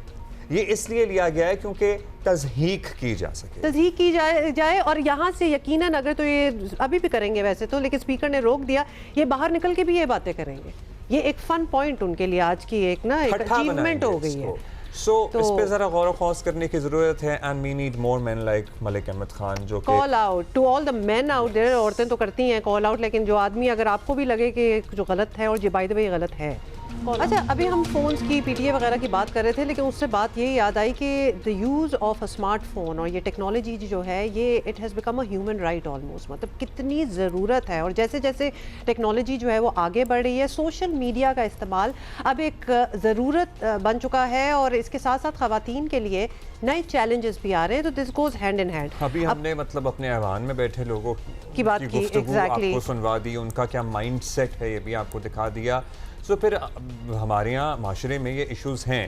प्राइवेसी को लाहा ख़तरात के साथ साथ जो हरासमेंट का नया तरीका सामने आया है उस पर ज़रा आप गौर कीजिएगा। बहुत सी चीज़ों से मुताल्लिक़ आगाही होनी चाहिए, उसमें से भी एक ये है कि ज़रूरी नहीं है कि आपके पास किसी की कोई काबिल एतराज़ तस्वीर हो जिससे आप हरास हो रहे हैं। हमारे यहाँ माशरे में ख़वातीन अपनी आम रोज़मर्रा की तस्वीरों से हरास हो रही हैं या हरास की जा रही हैं, जो तस्वीरें उनकी इजाज़त के बगैर ली गई तस्वीरें उनके कोई पोस्ट, उनके कोई ओपिनियन, मतलब कुछ भी हो उसकी भी स्क्रीनशॉट लेके आपको आराम से हरास किया जा सकता है, और ऐसा हो रहा है। और ऐसा ही एक चीज़ की निशानदेही जो है वो ख़वातीन के हकूक़ के लिए काम करने वाली तंजीम है चैन।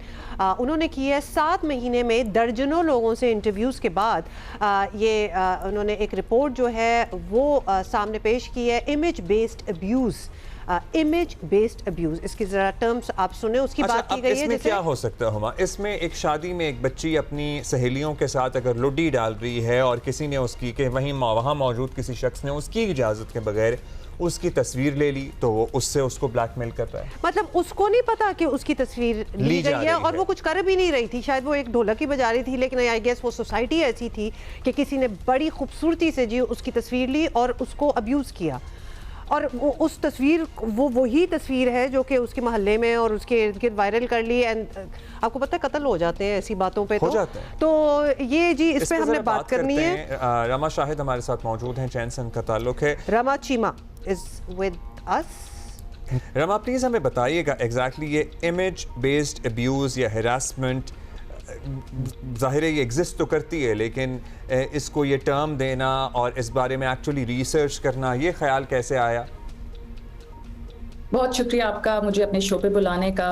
चैन की CEO जो हैं वो लाहौर से ताल्लुक़ रखती हैं, और हमने अपने काम के ज़रिए चैन पे ये देखा कि ख़वातीन के लिए मसाइल सिर्फ तब पैदा नहीं होते कि जब न्यूड तस्वीरें हों, या कोई जैसे आपने कहा कि जिस पे कोई उनके लिए चैलेंजेस बन सकें, बट बहुत दफ़ा जब उनकी रजामंदी के बगैर कोई भी उनकी निजी तस्वीर शेयर की जाती है, चाहे वो हंस रही हैं अपनी सहेलियों के साथ, या वो कोई साड़ी पहने हुए हैं, या वो अपने कॉलेज में हैं, तो जब ऐसी तस्वीर को इस्तेमाल किया जाए किसी को धमकाने में या ब्लैकमेल करने में, वो हमारे पास बहुत ज़्यादा रिसर्च आ रही थी, और हमने फिर सोचा कि इस पे तहकीक करनी चाहिए। इसीलिए हमने 60 से ज़ायद ख़वातीन से बात की पूरे पाकिस्तान में।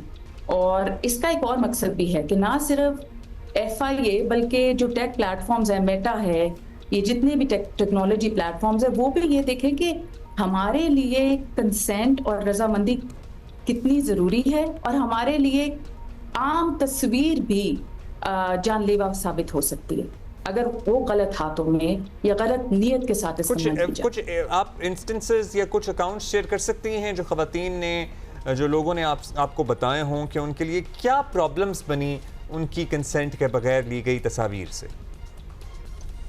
जी बिल्कुल, एक खातून ने बताया जिनका ताल्लुक KP से था कि वो एक शादी पे गई जहाँ पे वो हंस के ताली बजा के कुछ डांस वगैरह देख रही थी। वो तस्वीर फिर उनकी किसी उन्होंने दोस्त ने ली, वो एक ऐसे WhatsApp ग्रुप में फॉरवर्ड हो गई उनकी इजाज़त के बगैर, जहाँ पे मर्द भी थे, और उन्होंने फिर उसको और रीशेयर किया। और फिर उन तक जब बात वापस आई तो वो बहुत से डिजिटल मीडिया के पेजेस पे थी।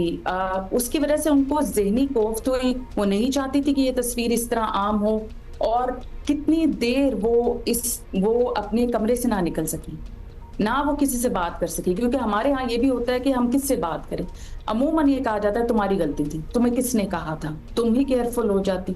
ये तो कोई तो रमा इसमें तो अब अगर एक खातून जाती है किसी शादी पे, जो कि शादी ब्याह, that is the literally the only outing that some women get to get in their lives, कि किसी की शादी हो गई तो पहुंच गए, वरना तो घर से निकलने की इजाजतें नहीं होंगी।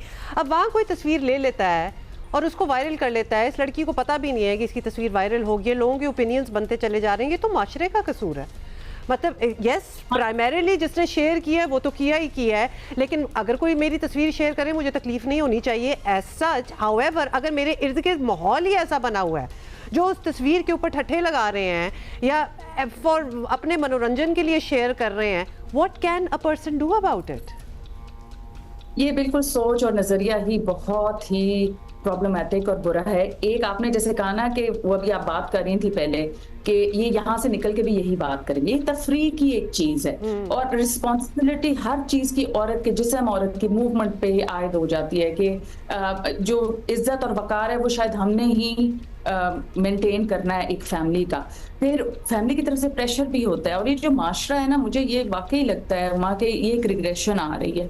आपने बड़ी अच्छी बात की थी कि जब हम देखते हैं कि कोई इस तरह का वाकया कोई बता रहा होता है, किसी औरत का नाम लेके एग्जांपल दे रहा था, उसको वहीं रोके। जैसे पहले हम मलिक अहमद खान वाली बात कर रहे थे। अच्छा अब खामोश कराएं। अच्छा ये बताइएगा, अभी एक ताज़ा इंस्टेंस हुआ इस्लामाबाद टॉक्स के दौरान, हमारी कॉलीग हैं फरीदा फारूकी, उनकी एक बगैर इजाज़त तस्वीर ली गई और वो सोशल मीडिया पे वायरल की गई। अब फरीदा फारूकी ज़ाहिर है एक एम्पावर्ड खातून है, तो उन्होंने शिकायत की, उस शख्स की गिरफ्तारी भी अपेरेंटली हुई, वो ये कार्रवाई की गई। लेकिन कितनी ख़वातीन हैं जिनके पास ये वसाइल हैं या ये अपॉर्चुनिटी हैं कि वो ये कार्रवाई कर सकें, और जिन लोगों से आपने इंटरव्यू किए हैं क्या वो बस सह के बर्दाश्त करके बैठ जाते हैं या किसी ने कोई एक्शन लिया है? लिया भी है। बिल्कुल दोनों सूरत हाल हुई हैं और मुझे खुशी है कि एक ऐसी भी बच्ची औरत थी, एडल्ट थी, जिसकी जब इस तरह की तस्वीर लीक हुई और उसको ब्लैकमेल करना शुरू हुआ एक आदमी, तो उसने कहा कि मैं तुम्हारे साथ हूं और तुमने ये कहना है ये AI से बनी है, ये झूठी तस्वीर है, ये तुम हो ही नहीं। सो ऐसी कहानियां भी आई। ऐसे भी इंस्टेंसेस हैं जब खवातीन पुलिस स्टेशन गई और उनके साथ उनके बेटे गए कि आप नहीं जा सकती अम्मी, मैं जाऊंगा। ये हुए हैं, बट ऑब्वियसली यहाँ ये होप है, इधर इनकरेजमेंट है। नहीं बट सॉरी रमा, मैं आपको रोकना चाहती हूँ। व्हाई, अगर if it's a real photo, it's not AI, अपने आप को बचाने के लिए हम क्यों झूठ बोलें कि AI है हमारी तस्वीर, but it should not have been circulated like that. Why should we have to lie about it? Not at all, but वो उस खातून को ये डर था कि उसकी पेरेंट्स की तरफ से बहुत बड़ा रिएक्शन होगा, उसके मोहल्ले में बहुत मसला बन जाएगा।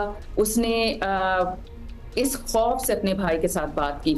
और ये जो जब आपको कोई धमकाता है ना, कोई चीज ना भी हो, तो वो इतना ज्यादा आपको प्रेशर फील होता है कि पता नहीं मैंने क्या कर दिया। और फरीदा फारूकी साहिबा के हवाले से मैं ये कहूंगी कि देखें, उनको भी वक्त लग गया। वो तस्वीर वायरल हो चुकी थी, डैमेज हैड बीन डन। हम चाहते हैं जब रजामंदी के खिलाफ तस्वीर इस्तेमाल हो तो टेक प्लेटफॉर्म जो है वो ट्रॉमा इन्फॉर्म्ड हो, वो उस सिस्टम ही ऐसा प्लेस्ड हो जब एक औरत शिकायत करो तो दिन ना लगे, घंटे भी नहीं, उसी वो तस्वीर जहां जहां मौजूद हो वो ऑटोमेटिकली ये टेक प्लेटफॉर्म्स की जिम्मेदारी है कि वो डिलीट कर दें, वो उस कंटेंट को अनअवेलेबल कर दें। अगर कोई खातून ये शिकायत कर रही हो, Perhaps also मेरी मर्जी के बगैर लीक की। The entire concept of a screenshot should be readdressed as well. आपको पता है स्क्रीनशॉट में तो फिर आप दुनिया की हर चीज़ स्क्रीनशॉट ही कर सकते हैं। Perhaps ये वक्त आ गया है कि इसको भी रीथिंक करना चाहिए कि शुड बी अलाउड और नॉट, या फिर कहीं भी आप स्क्रीनशॉट करें जिसने लगाई हुई है व्हाटएवर, उनको वो इन्फॉर्मेशन जाए कि आपकी स्क्रीन जो है इस तरह हुई है कि आपकी स्क्रीनशॉट हुई। अच्छा, जैसे कि बहुत सी ऐप्स में होता भी है बिल्कुल, but you have to have those disappearing messages on and stuff, वो आपको खुद एक्टिवेट करना होता है। रमा, बहुत ज़बरदस्त आप काम कर रही हैं, thank you so much for raising this issue. दोबारा इस पे राब्ते में रहेंगे because obviously we do want some measures should be taken to curb this। और mindset बदलना, इतना सारे measures से पहले ना दिमाग बदले तो बात बनेगी। मुल्क के ज़्यादातर इलाके शदीद गर्मी की लपेट में है भाई, पता है हमें। और कुछ अच्छा, कराची में पिछला हफ्ता तो बहुत प्लेजेंट था, पिछला हफ्ता था so bad, इस हफ्ते मुझे लगता है कि जरा बादलों का कवर था ना, वो कुछ हल्का पड़ गया है, लेकिन बादल फिर भी कम व बेश शायद जरा हवा भी चलती रहती है, हवा चलती रहती है, तो उसकी वजह से गर्मी की शिद्दत कम हो जाती है। तो गर्मी की शिद्दत में हाँ बिल्कुल आप कह रहे हैं थोड़ी सी कमी आई है। माहिरीन मौसमियात बता रहे हैं कि आने वाले चंद घंटों में अब्दुल्ला वादा देखें आप ज़रा, कराची समेत अंदरून सिंध यानी इंटीरियर सिंध के मुख्तलिफ शहरों में तेज़ हवाओं, आंधी और गरज चमक के साथ बारिशों का इम्कान है। ये घंटों की बात हो रही है, इतना पक्का वादा पहले कभी किया नहीं गया। हमेशा ये बात होती है ना कि अगले कुछ दिनों में हो सकता है, but national disaster management authority के नेशनल इमरजेंसी ऑपरेशन सेंटर ने अलर्ट जारी करते हुए कहा है कि इस्लामाबाद, रावलपिंडी, वस्ती और जनूबी पंजाब में भी गरज चमक के साथ बारिशें हो सकती हैं। मुतल्लिका इदारों से कहा गया है कि मौसमी हालात के मुताबिक किसी भी हंगामी सूरत हाल से निपटने के लिए तैयार रहें। सो कहाँ गरज चमक के साथ बारिशें हो सकती हैं और इसकी क्या तैयारी है? एक्सपर्ट एनडीएमए से तैयब शाह आपने बताया हमारे साथ। जी, एक्सपर्ट एनडीएमए हमारे साथ है। तैयब शाह साहब, ये तो कुछ घंटों की फोरकास्ट हो गई, ये कराची को समेत रखते हुए आप इंटीरियर सिंध वगैरह की बात कर रहे हैं कि यहाँ बारिशें हो सकती हैं, यानी स्टार्टिंग फ्रॉम टुडे? जी अस्सलाम वालेकुम। नंबर 1, ऐसा कोई alert national disaster management authority की तरफ से इशू नहीं हुआ जिसमें कराची या इंटीरियर सिंध में कोई इंटेंस रेन अगले चंद घंटों में, तो इसका तो हम रिबर्टल इशू करेंगे। सेकेंडली, जो पर्टिकुलर अलर्ट्स हैं जो नेशनल डिजास्टर मैनेजमेंट अथॉरिटी ने इशू किए हुए हैं, मोस्टली वो मैटेरियलाइज भी हुए हैं। जैसा कि कल जो हमारा अलर्ट था which was primarily for the southern Punjab, लिया में बारिश है, Muzaffargarh and the southern districts of जो आपके पंजाब के हैं। सिमिलरली कल मालम जब्बा में 55 मिलीमीटर की बारिश रिकॉर्ड हुई है, आज़ाद कश्मीर में, north Gilgit Baltistan and also Khyber Pakhtunkhwa में। तो वैसे ही मैटेरियलाइज जो कि पाकिस्तान मेट्रोलॉजिकल डिपार्टमेंट और अदर रीजनल डिपार्टमेंट्स ने, और हमारे जो long range disaster impact projection है उसी तरह मैटेरियलाइज हुआ है। अभी मैं बात करूं मौजूदा सिस्टम की, तो आज ये सिस्टम जो है ये प्राइमरीली नॉर्थ पाकिस्तान की तरफ ही लिमिटेड होगा। ये एक शैलो वेस्टर्ली डिस्टर्बेंस है, मगरबी हवाओं का सिलसिला और कुछ प्री मानसून करंट्स जो कि पाकिस्तान के शुमाली पंजाब में, आज़ाद कश्मीर और खैबर पख्तूनख्वा के जो शुमाली इलाका जात है उसमें बारिशें मुतवक्के हैं, लेकिन ये कोई बहुत इंटेंस बारिशों की कोई ऐसी पेशन गोई नहीं है। सेकेंडली, कल से मुल्क में मुल्कगीर एक मौसम खुश्क और गर्म रहेगा, बस सिवाय जो पाकिस्तान का नॉर्थ रीजन है, खैबर पख्तूनख्वा और आज़ाद कश्मीर और पर्टिकुलरली गिलगित बल्तिस्तान। जैसा कि हमने सेवरल इम्पैक्ट प्रोजेक्शंस में ये बताया है कि ये एल नीनो ईयर है जिसमें एक रीजनल कंट्रास्ट होगा। नॉर्थ रीजन पाकिस्तान में एपिसोडिक रेनफॉल इवेंट्स होंगे जैसे वो मटेरियलाइज भी हो रहे हैं। हम आगे भी यही कहेंगे कि पाकिस्तान की जो ईयर है ये इसीलिए हम देखते हैं कि अचानक मौसम ठीक होता है। लाहौर की बात कर लें, लाहौर के अलावा पंजाब के दीगर शहरों की बात कर लें, मतलब गरज चमक और आंधी के साथ बारिश होना एक वीकली फिनोमेना बन गया है। हफ्ते में 2-2 दफ़ा भी हो रहा है, जिसकी वजह से फ्लाइट्स भी डिस्टर्ब हो रही हैं। लोगों ने शाम की फ्लाइटें अवॉइड करना शुरू कर दी हैं because it is happening so rapidly. So क्या ये उसी का नतीजा है? ये नॉर्मल हो गया? ये बिल्कुल नहीं, ये इनहेरेंट फीचर है नॉर्मली एल नीनो का। नॉर्मली वी नो कि एल नीनो एक वार्म फेज होता है। वार्म फेज का मतलब है एक ओवरऑल ग्लोबल क्लाइमेट का जिसमें टेम्परेचर्स ज़्यादा होते हैं, लैंड सरफेस टेम्परेचर भी और सराउंडिंग एटमॉस्फेयर टेम्परेचर भी। हमें पता है कि जब लैंड सरफेस टेम्परेचर गर्म हो तो हवा जो है वो हॉट होकर लेस डेंस होती है, ऊपर की तरफ उठती है, जिसको हम कन्वेक्शन कहते हैं। ये लोकल कन्वेक्शन किसी भी एयर में मास को लेस डेंस करके ऊपर की तरफ उठाती है। उस एरिया में बिकॉज एटमॉस्फेरिक डिस्टर्बेंस या टेम्परेचर ग्रेडियंट बनता है जिसकी वजह से विंड स्टॉर्म्स, डस्ट स्टॉर्म्स और also convective rain activity, local rain activity होती है। तो ये इनहेरेंट एम्बेडेड फीचर है atmospheric coupling phenomena during El Nino year. और most of the times June and May में विंड स्टॉर्म विंड गस्ट्स और इसके साथ साथ dust storm, it is not only limited to Pakistan, several regions of the world currently experience कर रहे हैं ऐसे वेदर इवेंट्स के। हमारे पड़ोसी मुल्क में अगर आप देखें कि southern reason of India, Karnataka और तमिलनाडु में कल परसों एक बहुत मैसिव टॉर्नेडो डेवलप हुआ है। तो it is again classical El Nino का पैटर्न है। हम ये भी देख रहे हैं कि पाकिस्तान की जो नॉर्थ रीजन है, जैसे कि हम ऑलरेडी भी बता चुके हैं कि वहां पे भी ऐसे ही कन्वेक्टिव रेन्स के इवेंट्स हो सकते हैं। दैट इज वाई हम अपनी जो डिजास्टर इम्पैक्ट की प्रोजेक्शन कर रहे हैं उसमें पाकिस्तान का नॉर्थ रीजन कंटिन्यूसली हाईलाइट कर रहे हैं, पर्टिकुलरली इंडस का वेस्ट नॉर्थ कैचमेंट एरिया, जो ना सिर्फ पाकिस्तान बल्कि अफगानिस्तान के भी नंगरहार, कुनर रीजन और बदख्शा, जहां से पाकिस्तान के दरियाए काबल के डिफरेंट ट्रिब्यूटरीज आके पाकिस्तान के खैबर पख्तूनख्वा में शामिल होते हैं दरियाए काबल में। तो ये वो रीजन है जहाँ की हाई इम्पैक्ट प्रोफाइल है। अच्छा, हमने अपनी खबर में स्टार्ट तो कराची से किया था कि कुछ दिनों में आपको पता है कि कुछ घंटों में हो सकती है बारिश एंड ऑल दैट, आपने बता दिया कुछ नहीं हो रहा। हाउएवर प्लीज़ ये बताएं कि हमारा मौसम कब बदलना शुरू होगा? आज़म, मॉनसून के असरात हम सिंध में कब देखेंगे, साहिली पट्टी में कब नजर आएंगे?